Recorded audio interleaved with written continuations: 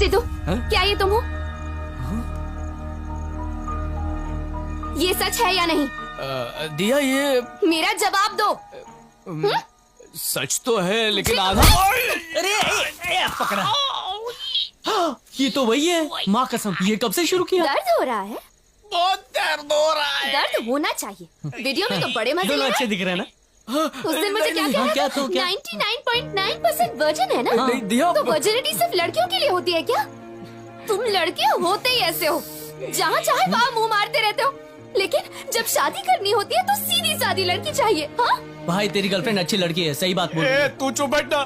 दिया, दर्द भरी कहानी तो सुनो। लड़कियाँ तुम जैसे लड़कों से सच्चे दिल से प्यार करती हैं। इसीलिए नहीं कि तुम कोई राजा हो और उसे एक रानी की तरह रखोगे और कीमती चीजें दोगे, और ना ही इसलिए कि तुम किसी फिल्मी हीरो की तरह आओगे और उसके सारे दुख दर्द मिटा दोगे।